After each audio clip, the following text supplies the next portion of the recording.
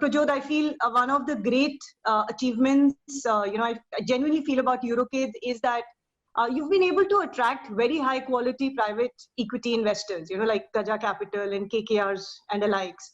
So globally, private equity players, they play a very important role in scaling franchise businesses. And they are one of the sought opportunities, for consumer private equity players due to its nature of being asset light and being profitable and yet, immensely scalable. So wanted to understand, from you about that journey with them, because there are very few companies, in India particularly, who've been able to do this. Thank you, Ashita. Good morning to all. It's good to see you and Gaurav after many days during this lockdown, I must say. At the outset, I must say that the relationship that EuroKids and I personally have had with Franchiseindia really dates back to the time that we started EuroKids preschools. I still remember, Ashita, you and Sachin and then Gaurav subsequently, and we interacting. And I must firstly thank you and your team for your support in also building EuroKids preschools. I think whether it's your magazine, whether it was your portal, or whether it was your exhibition, I think we've had a good relationship with Franchiseindia for many, many years. And to think of it, it's been 2 decades. Yes. So clearly, I guess we've been in business since 2 decades, closer to 2 decades. 2001 is when we got started, right? It's been about 2 years. It's been 2 franchisees to now about 1,200 and odd franchisees across India. I guess this has been our journey so far. And it started with EuroKids. And now, of course, as you rightly said, we are in K-12 with EuroSchool. We now have a multi-brand approach. So thereby in the premium category, we have Kangaroo Kids, and we also have Billabong High International Schools. We also have daycare as a product, which is in the form of EuroKids Daycare. So now EuroKids, the company, straddles what I call the early years care, the early years education, and K-12. These are the 3 segments that we kind of cater to. And our aspiration is to cater to the mass premium, the premium, and eventually the super premium. That really will be our aspiration as well. So clearly, we had a head start, I must say that, from 2001. But more than anything, I guess it was always about staying true to why we got started.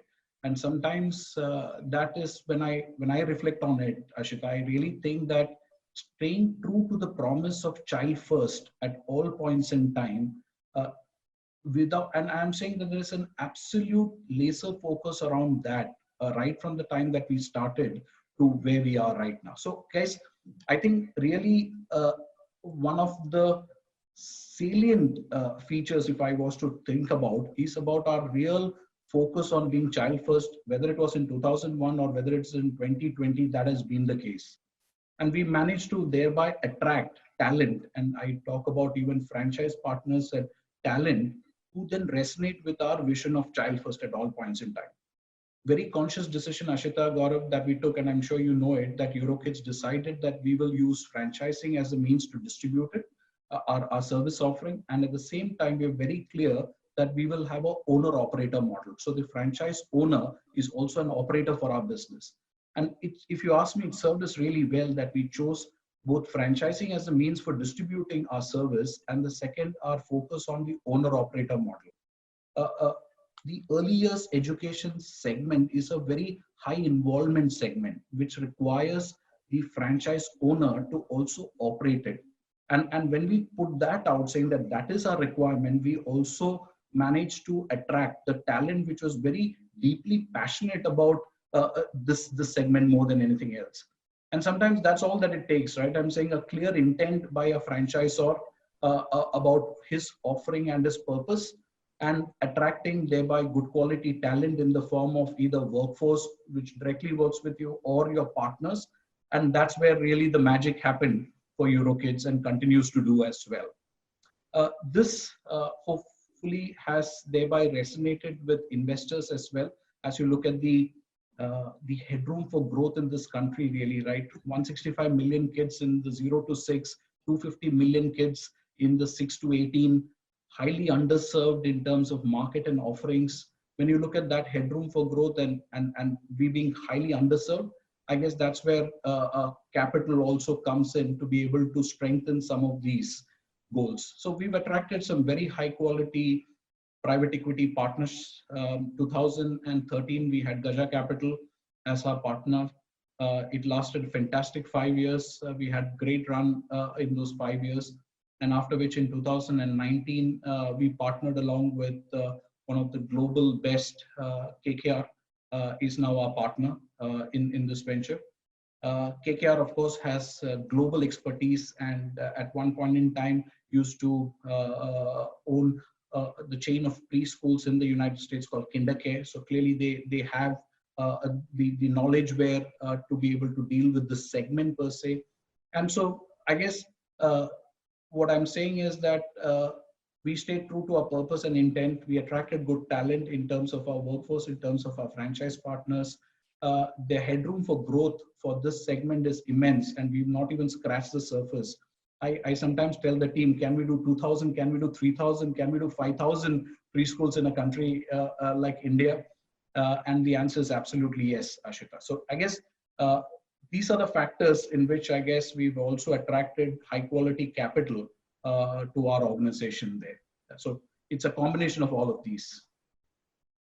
Absolutely, and I should add one more. You've been a category creator, so I always feel that people who create category and build, so we understand that when this business you started and we had several discussions on that, how difficult it was, because most of the times either you get people who are essentially skilled but not having passion. So you get into this combination who you really get. And in your case, you attracted a lot of passionate, especially women entrepreneurs who were owner operators, and they sometimes lacked skill. And I remember that you've been very focused on that we can deal with this. We can deal with their skill up situation, and the kind of investment you've done in terms of bringing them to a level where they can also become a very strong entrepreneurs. Because while they had passion to handle kids and they want to participate, but there was an uphill task for you to really bring them on the skill of being an entrepreneur to handle, business challenges and business performance challenges and a lot of that. And that is a very big task. And I know the first 7-8 years of your journey was really extremely hands-on, getting on to this entire thing and building this whole category in India. And this has, because of you, it's just not about what you've done for the EuroKids. EuroKids is obviously the market leader in this space, but you created a category which is now empowers maybe 50,000 women entrepreneurs in this country who run their own preschools or their entire thing. They're all inspired by the category you created. And that's, I think, is a much bigger impact in the business than actually just your own performance as a corporate. I think it is a very, very big impact. Thank you, Gaurav. Thank you for that. But you made the point around women entrepreneurs, and that clearly is the case with this category, right? I'm saying 98% of our franchise partners are women entrepreneurs who do this by choice more than anything else. And we've got teachers, professors, chartered accountants. I've got a lawyer. We've got varied kind of profiles of talent that EuroKids has managed to attract to its business. And if you ask me, I guess all of what we could achieve is because of all of us coming together to do this. So whether it's a category creation that we did, I guess it was this big team effort and staying true to our intent and purpose, which actually helped this cause.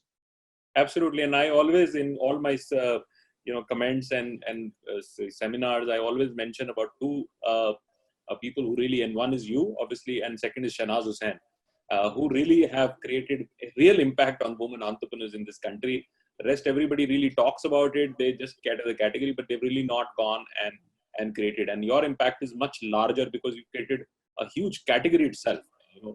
Today, if a woman thinks about starting a business, the first thing comes is early education, early childcare, and that category was missing in India.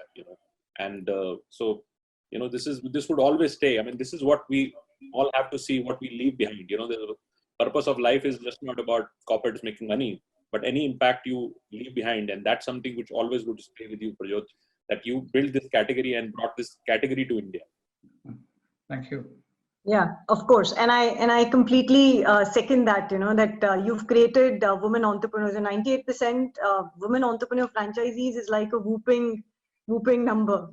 And, there's one more thing that I would like to add on to it is that I feel, for all the franchisors who are currently listening to this, is that one of the key advice for you guys is that, you should get proficient co-founders and a professional management team, because I've seen, the companies who have professional teams running the businesses are only able to explore, such investments, and they're being able to do justice, to that capital which comes along with it.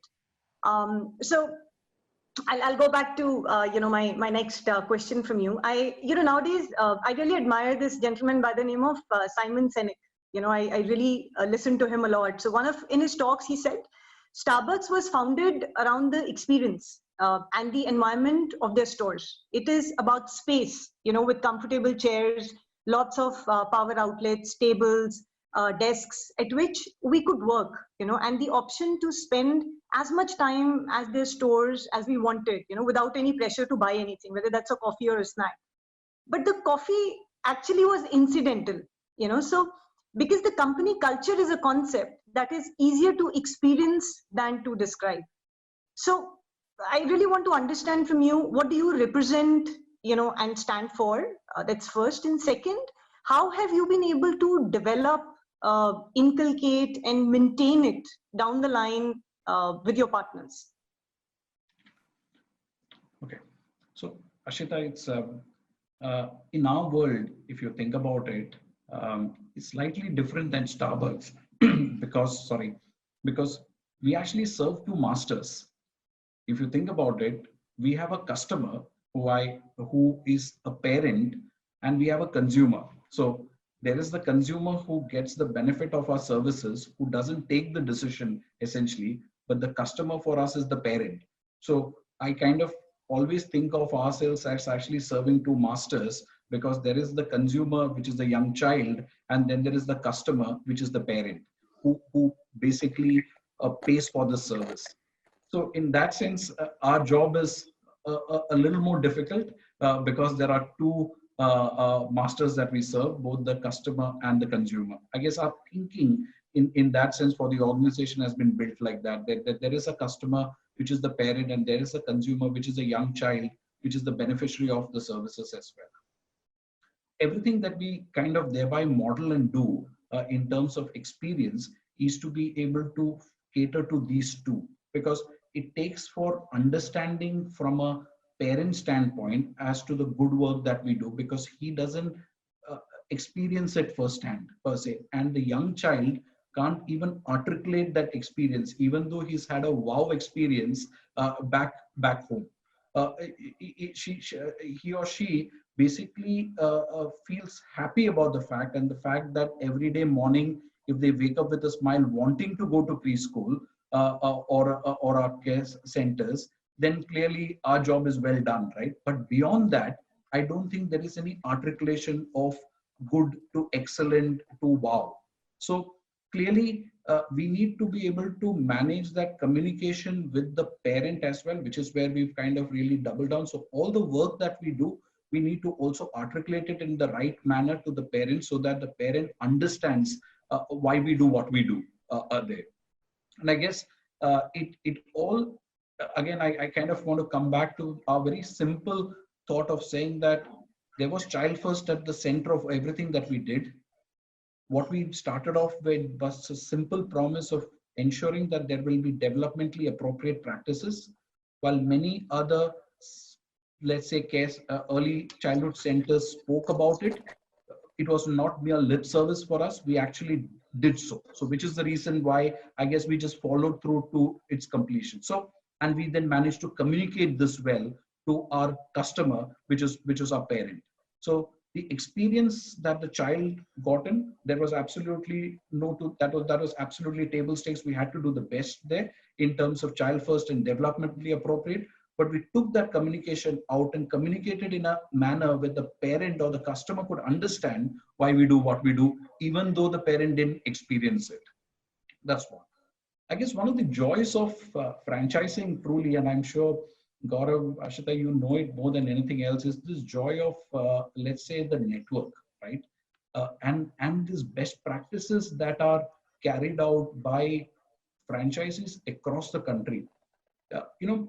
And if you can capture that in the form of the best practices that franchisees also do, because they are the operators, and try and build that, I'm saying, try and take those knowledge very quickly as well, because I believe that it works both ways. It's not just us giving them the knowledge but some of the best practices that the franchisee does, if you can capture it and make it available for the entire network, and if you can do that in real quick as much as possible, I guess that's something that we've seen work for us. I still remember there was a time when, a few years back really, I saw one of our franchise partners do exceedingly well with conversions. So her walk-ins to conversion was excellent, as high as 90 and 95%. I was very intrigued to find out really what is happening with this franchise partner. And when we realized that her whole experience as to what she does during the kind of admissions counseling, there's a process there that we speak about in terms of admissions counseling. The parent comes in, and she said that 9 out of 10 of my parents come with the child to the center. And all that I do is, for the first 10 minutes, settle that child so very well in my preschool that child experiences, I'm saying that the parent can see, and she had a glass kind of a window there, and she used to place her child, which came with a mom on the other side, and ensured that the child is very well settled with all the toys, the puppets, and there were caregivers in that place taking care. And she said that the moment the parent felt that the child was settled right out there, I didn't have to do any more selling. She just heard me out and then made that. So now, as part of our practice, we've kind of said that whenever there is a protocol around when the child comes into with the parent, what are the things that we can do? So we learned something from the franchise network as well. I guess sometimes it's not just about us as a franchisor giving out the information to franchisees on best practices. I think it works both ways. And I guess at least I can say that we've been benefited with that high quality engagements as well. Absolutely right, and I think that this is also what we call the maturity of franchise networks. And after the maturity, I think the data really, or the business intelligence really comes from the franchisee. And all mature companies, global, all mature food brands like McDonald's, Burger King, 60% of their menu is actually now the menu which was invented by some of their franchisees, obviously with the approval from the parent and so on and so forth. So, and that happens because the business intelligence actually is built at the point of delivery. And unless and until you, as a companies, we become nimble to capture that business intelligence and do analytic on that. Not everything can change, because sometimes a lot of franchises, I would, Prajodh would know, a lot of them would be very experimental, very adventurous in they're trying to bring a lot of ideas which can make sometimes sense, sometimes not so much sense. But some ideas are very good, which can go into the entire network back. And I think very few companies understand that. This is about, yeah. And sometimes, Gaurav, you said it right, I guess. And sometimes franchisees don't articulate this very well, and it is up to the franchisor to actually persevere to get out that right articulation of saying. Sometimes when you ask them, how did this work well, they can't articulate it as much, because for them it's natural, it's their way of doing business. But asking the right question sometimes brings this to the fore, and we've spent a lot of time and energy trying to figure out what questions to ask, if you may say, so that we can kind of get those answers from our partners, which we can then put into our network. Absolutely. And I feel in your business about 30% is what we call personality and behavior. And personality and behavior are very difficult to sometimes capture and record, so how do you really take that and transform into a lot of other franchises? That can be very challenging. And businesses like education and healthcare are very responsible, so you have to be very sensitive on how you bring those changes and what changes would do, how they would impact, and so on and so forth. And it is going to be even more difficult in times to come because of what is happening around us. Our environments would become more and more secure and more structured. So Ashita, over to you. Yeah. So in fact, another thing, just taking the discussion forward, this, is just coming to my mind that, every once in a while, a new technology or a problem or a big idea turn into an innovation. So, during these times that we've gone through past 110 days, what is it that it did for EuroKids or EuroKids did for its consumers?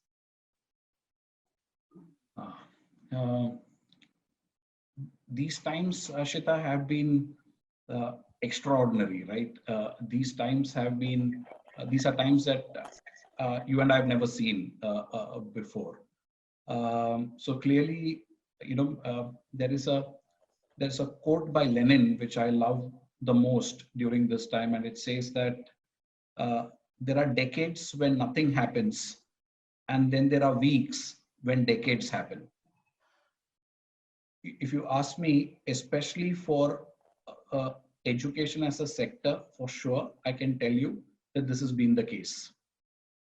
And for a very long time, I guess when you think about education in a very broad manner, early years, K-12, higher ed, things didn't change as much, right? We all were pretty much in a kind of a stable, similar kind of an environment per se. They were in dissemination of information used to be traditional in a classroom, in a fun room setting with a teacher, a caregiver, an outdoor activity, and of course doing the best in terms of developmentally appropriate practices.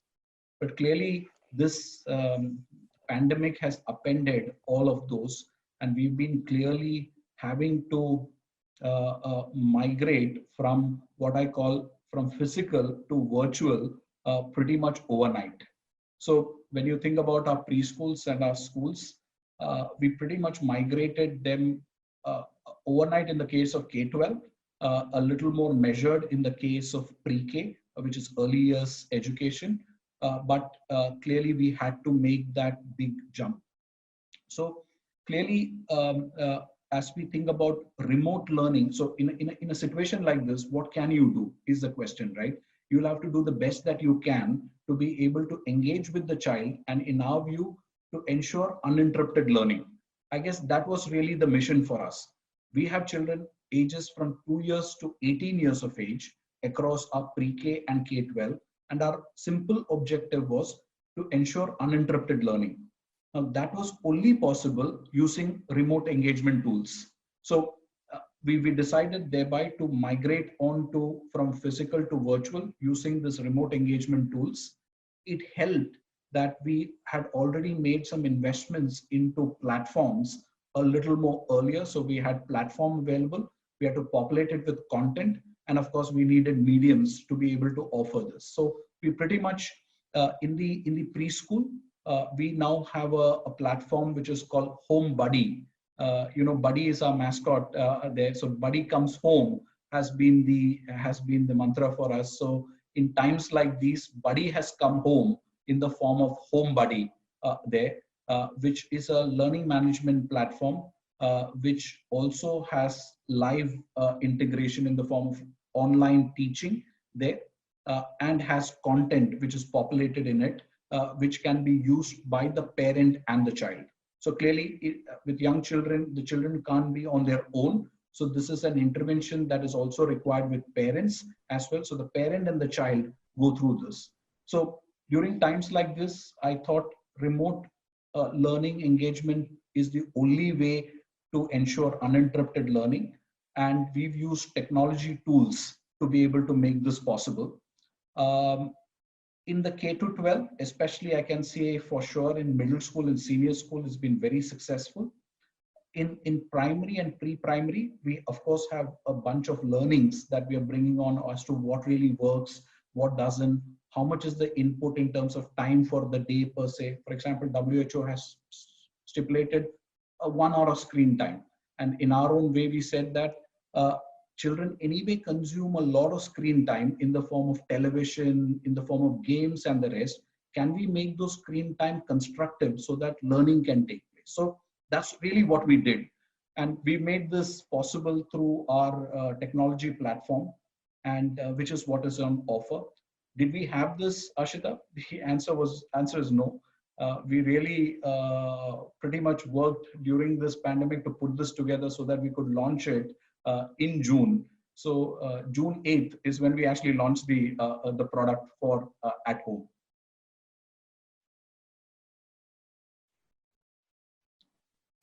That's very interesting. So yeah, so as I said, something which happens or a experience or work led you to an innovation, but I think that's for good that, kids can learn sitting at home.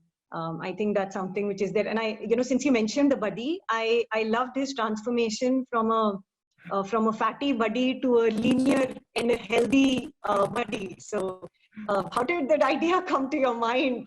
You wanted to encourage kids to be more healthy like him? I guess, 10 years into our logo, EuroKids, if you remember, we had the yellow and the red logo with the bunny there. And we realized that children of 2001, 2002 to the kids in 2008 and 9 and 10 were very different. Their own exposure levels are very different and their needs were very different. So we said that even our brand needs to then keep up to those times and transform itself. So to that extent, we kept it current to today's times. Yes, you have a much a leaner, lighter buddy as well, and a more sporty one at that too. But it's been very well received, Ashita, for the new look of the buddy. It's been around now since last 6 years. Yes, and it's a better representation. And I think looking at you, since 2002 to today, I think you're also following the same thing. So yes, it does get it. So this is another thing that people say that particularly I was reading this book by Jack Welch, and he very categorically said that strategy is a very simple resource allocation. When you strip away all the noise, and that's what it practically comes down to. It means making clear-cut choices about how to compete. You cannot be everything to everybody, no matter what size of your business is, no matter how how deep your pockets are. So what strategies and choices have really helped you reach where you are today, and what you look for yourself in future? So, Ashita, I guess there are a couple of things that come to my mind right now about the choices that we made as well. First was the choice of using franchising as a medium to distribute EuroKids the service. I thought that was a very important one, and I must table that, because had we made a different choice, because there are different ways to distribute EuroKids, right? Because our ambition was clearly to be a pan-India provider of this high-quality pre-K service, and matching that ambition was a distribution model. And that distribution model, I think one large success factor, if you were to ask me, was staying true to our distribution model. Many I've heard many voices saying, shouldn't it be the more company-owned, company-operated formats and so on and so forth. If you ask me, I shut off all of that noise and stayed true to our whole idea of saying that I truly believe that the kids or the pre-K model is a very hyper-local business, which I still call it a 2-kilometer radius business, and student recruitment and teacher recruitment takes place locally. And it works well when we partner along with a franchise partner who has great understanding of that geography. And if we support them with our brand, our knowledge where, and help him not only set up, but also operate it, that's the right combination to make. I guess we stuck true to that model and did not deviate from it, Ashita. You've seen us at work. We've always stuck to franchising as the medium of our distribution for EuroKids. That's one. Second, we were very clear that this is ultimately our vision for EuroKids preschools was that to be a neighborhood preschool. Truly speaking, I wanted every neighborhood to have a EuroKids preschool so that kids could actually go walk to preschool per se. So we created it as neighborhood concepts there. So not very large formats per se, but smaller formats which can be in every neighborhood, and every neighborhood could have a concept like this. That's really what we stuck on to, and we stayed true to that. The third is the owner-operator model, and I must call that out. I know I spoke about it earlier as well. I thought we stuck true to that, which is the reason why a majority of our franchisees are actually single-unit franchises, because I guess it's an owner-operator model. Of course, people who have larger wherewithal can take in more, but only within that given geography. We wouldn't give one within Bangalore to Mumbai to other places. There is the owner-operator model. So these were the three very critical choices that we made, and truth be said, we just stuck on to that more than anything else. Apart from, of course, the choice of our product, which was saying child first at all points in time. I think these three factors come to my mind as we think about what we stuck on. It's been 2 decades, and we still stuck on to those promises because we truly believed in it, and that's how we kind of distributed this model. I'm sure. I think that's what we've also realized, that fundamentally companies which run on the franchisee-owned, franchisee-operated, and especially with operators rather than just an investor coming in business, especially micro businesses, there are two things which are very important. One is efficiency, and I think most of the businesses, and I don't want to name on the forum, there was a company which got listed in preschool, and they were running equity businesses, and they obviously showed a different perspective to investors, but not able to survive because efficiency and performance at the unit to unit was absolutely missing.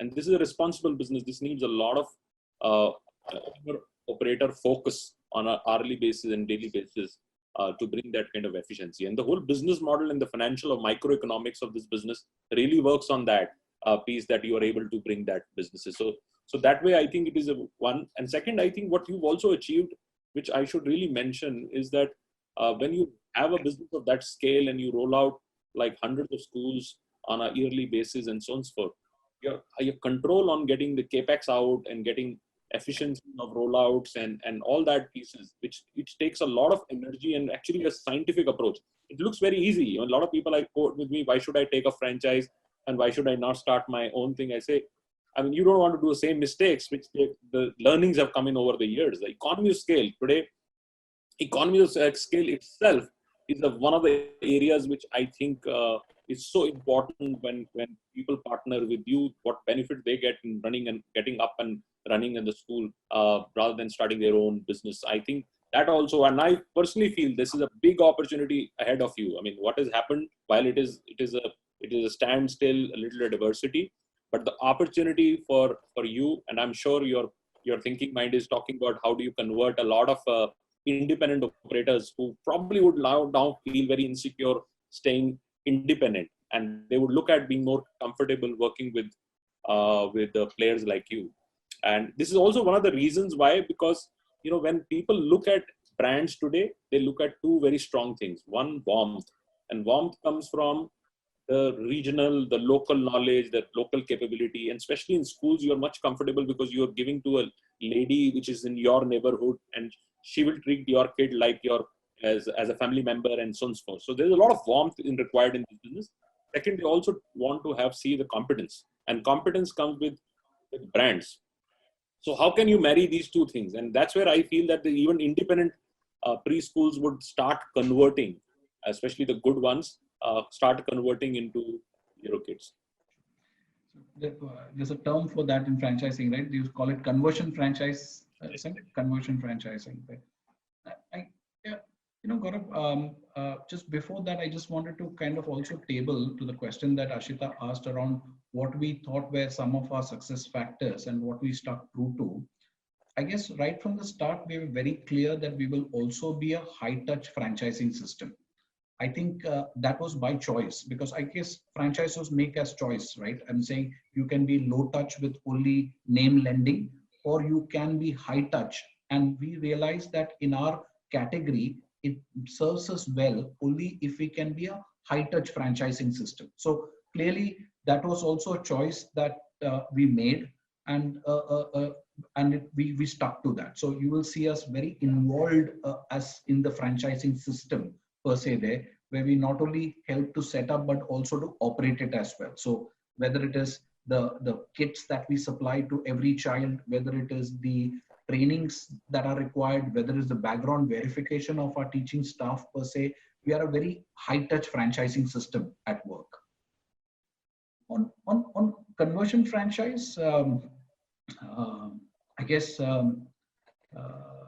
in times like this, I guess one theme that is what I hear, and I can see that also playing out, is the strong will get stronger.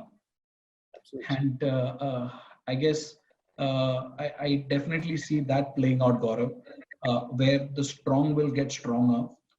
And you will thereby see many independent operators then seeing the merit of aligning with a franchising system rather than operating on their own. And consumers themselves will behave, or customers themselves will behave very differently, because there is a trust that they can put on to a system rather than an independent operations. And especially in today's time, when health, safety, and hygiene will be a topmost priority for many customers per se. So whether it is any kind of a service offering, I think they'll have to build this health, hygiene, and safety as an important function within that. So I guess clearly in the times to come, for sure, Gaurav, I can see conversion franchising taking place, and for the right reasons more than anything else.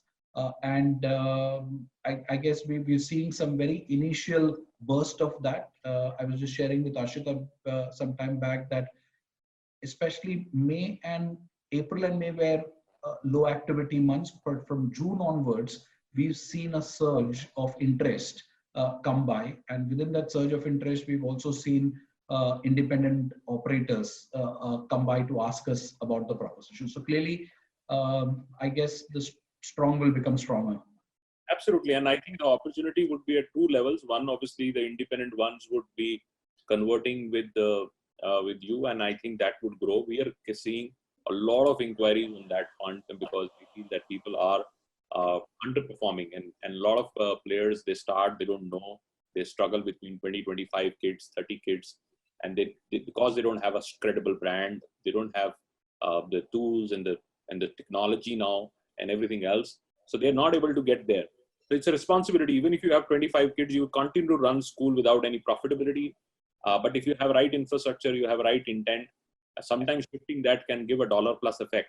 And that, I think, itself is an opportunity. And that's what I think would happen now. It's a natural flow. Another thing which I've seen, I don't know, it is happening, and this question to you, we're seeing some smart franchisees. The smart franchisees who operated and they've made sense out of their businesses, they are the one who would be driving this consolidation. So if I was in Koramangala and I was doing very well, and this time, now I don't know about the data, but we did some study long time back in Koramangala, there were 78 preschools, right? The top performing was obviously EuroKids and obviously branded ones. And the rest were like a micro operators, good infrastructure. Some people have their own houses, good infrastructure, but not able to get more than 30 kids, 35 kids, 40 kids. So if you have a smart franchisees, they would find opportunities in their neighborhood. And they go and convert and reach out to them because they already built their infrastructure. They have the reach. They have the right kind of teachers, the capabilities and other things around them. And economies scale of acquisition, because the business model revolves around how does the acquisition cost. If you have 3 schools in your neighborhood, you can do much better cost structuring and so on. So that also, I think, would happen. So I don't know what is happening at your end. Gaurav, I guess it is smart thinking by franchisees, and especially, like you said, some of the very high quality smart franchise partners will think about these possibilities. It's slightly early right now, at least in my view, because all of them are currently still settling with their own business right now, because there are challenges which are many in this period right now. But as soon as this initial period of settling goes in, because June is when the new academic year started, there's kind of settling with it per se.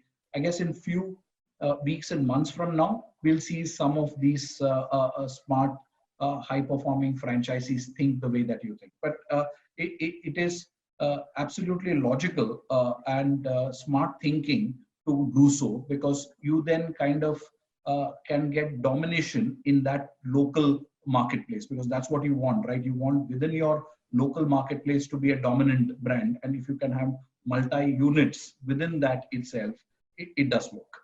Yeah, and this is how global franchising reflects in the 5 recessions people have seen from 1960s to now. You will see that good franchisees have always consolidated their position, and that's why you see in US somebody runs 100 Burger King, runs 50 7-Elevens and likes of them. These all were opportunist points where they saw something not working that well, and they were great operators and they acquired the businesses and the entire thing. And that's how these multi-unit franchises in the US is very, very big opportunity. They build their own smaller empires in their own regions and so on and so forth. And we will see, especially in India, we see in franchising that happening quite a bit. Yeah. So yeah, that's an interesting take. So, taking this forward, would want to just understand, Prajodh, since having said that, you've got, franchisee owned and operated centers, and you've got about 1,000 plus of them. How do you manage relationship with all of them? You also have an entrepreneur mindset. You also have an entrepreneur mindset, but sometimes things go well in terms of understanding each other on every aspect, but sometimes it gets into a friction. So how do you manage those relationships? And I understand that some of your relationships are really old in the system. So how have you been able to manage this? Ashita, me and my team have always been guided by the principle that we'll be successful only if our franchisees are successful first. And our entire model has been built on that premise there. Whether it is the commercial terms that we built in to, I'm saying it's not just lip service, but it should also reflect into something actionable, right? And the first actionable starts with the business model and the commercial terms that we have with our franchise. So right from the fact that there is only one, I'm saying we don't cut deals. There is only one kind of a model. There might be different models around it, but in a given marketplace, that's it. So I think we've kept transparency and ethical practices right out there at all points in time. So if you ask me with EuroKids, and you would have seen that there's no deal making per se there. There is a certain model. That is the model that you kind of take, you kind of imbibe it, and then we'll help support it. So I guess we've been very transparent upfront. We like the fact that we're we think in a very ethical manner, and the fact that at the heart of it, we truly believe that only if our franchisees are successful will we be successful. So I guess that's the way that the thinking has been modeled. Now, obviously, there are times when franchisees, because of and sometimes we make wrong choices. I must admit it, early on we did, whether it was the location per se, and sometimes even with the partner, we may have believed upon a certain kind of a premise when we got started, but over a period in time, those priorities change for them and mostly for them. So I guess we made our fair share of mistakes and thereby understanding as well, and we try and build that into on a year-on-year basis. But at the heart of it, if we always believe that if we can act in a fair, transparent, and an ethical manner, keeping their interest in mind, I guess solutions are found for all problems. You know that EuroKids actually writes short-term contracts. We do only 3-year contracts with our franchisees. We don't do 10 years and 15 years. And that's by choice, because every 3 years, we want to have that conversation with the franchisee saying, does this work for you? Is this making sense for you? Are you getting the joy in this business? And then do a renewal with it. And a lot of people have asked me, Prajodh, why don't you do 5 years and 10 years contracts? Makes it simple. I've actually chosen against it to actually do 3-year contracts. And I don't think many in the industry actually do a 3-year contracts, because I really thought that it is valuable, because you need to do that discussion. It's nothing for a 5-year and a 10-year period. It keeps both ends on its toes. We both have a renewed commitment then thereby. I guess these are factors, and we've got franchisees in our network, maybe more than 50-60% of them which have renewed with us 4 times and 5 times over per se. So that's 12 years and 15 years with us. So clearly, I can call out names of people who I have appointed as franchise partners way back in 2002 and 2003, who still are partners with us. And another area which is always that because we at Franchiseindia work with at one point in time about 100 different brands, which obviously courtesy came because of you, because they saw you successful and everybody became a franchisor in the category, which is also we got benefited from that because, sometime our show should look like a preschool, a franchise show, so almost everybody trying to be, and they were trying to sweeten their deals by saying that, oh, I don't charge anything and I don't charge a royalty. I don't do anything. I give everything free. This is my service. I want to do it for life. So all those kind of people have gone, and but what I really loved about EuroKid, and this is my genuine opinion, they were always large company, but very nimble. I don't want to mention another group, which was also large enough, but they always sounded very corporate to their partners. They were never so human element. And I think, and I've seen, even when the company was very large, we saw Prajodh coming himself and attending his prospects, talking to everybody, being available. And I think that goes a long, long way. This is a relationship business. The rest, everything it's maths. And maths, physics, and other things we can handle, right? Because the chemistry, I call it, the chemistry is the relationship. And the relationship comes with very human values. And that, I think, EuroKids had as a foundation of the company. And that remained with them. And that, I think, is much larger in terms of creating this relationship.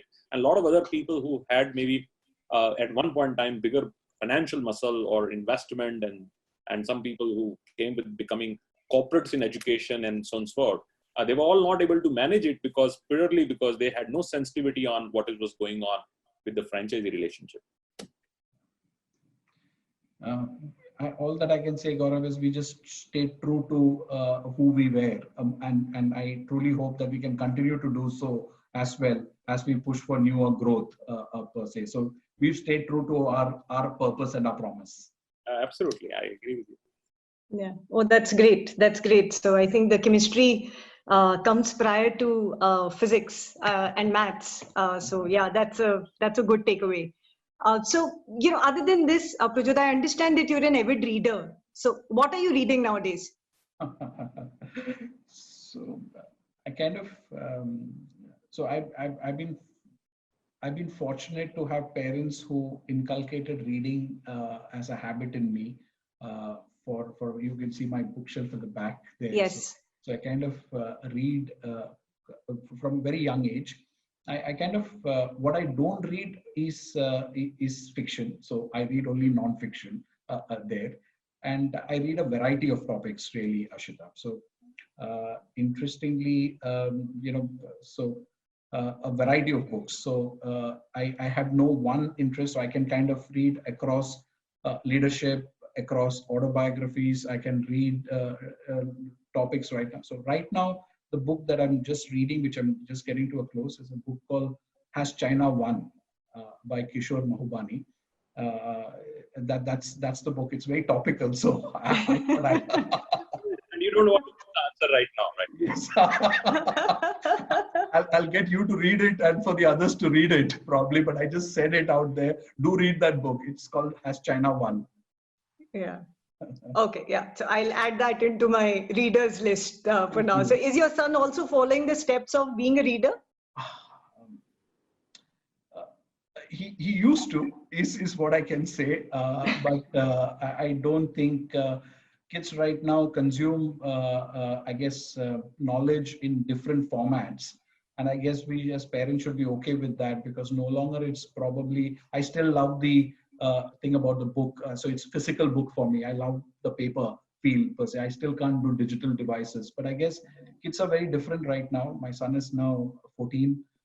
He consumes it probably on his phone and other things, but I know that he's not as much an avid reader as I am, but he consumes his knowledge in different formats. So videos, I guess today's generation consumes that as much, right? And it's more bite-sized information more than anything else that they can do. But that's maybe where the future is headed. absolutely, and we should be happy to accept that future, because we cannot restrict it. This is natural for them, and this is what they would consume going forward in their lives and so on. So, yeah. In fact, I remember that moment. I don't know whether you remember it or not, but when I had my girls to the age that they wanted to go to a preschool, I called you that, which preschool is good. And see my audacity, I'm calling EuroKids and asking. So I still remember you told me that, just take her to a school, and whatever school that she likes, just, put her into that. So yeah, there's one advice that, I've always followed with both of my girls for, even choosing a K-12 or a preschool for them. So yeah, it's been a very good advice that I followed till date. So it was wonderful, Prajodh. I mean, I completely loved it. And I think relived, last 18 years during this 1 year. I can't really put my, the thing that I felt during this in words, but I truly enjoyed it. And I'm really happy to see that you're true to what you say. You've made something happen. I understand what it takes to being a category leader. I'm not boosting myself, but Gaurav is one of them who created an industry, and I've been a part of the journey. So I know it's difficult, and you've truly made it possible in your own category with being a leader till today. It's not easy to run the fastest always, but I think you've been very well able to do that, and I'm really proud of that. And I have cherished all my association with you. You being on the back page for all these years and supported the industry in the true manner. I think that's really, really great of you. And so that's really nice, having you here. And I loved it. I'm sure our attendees also got what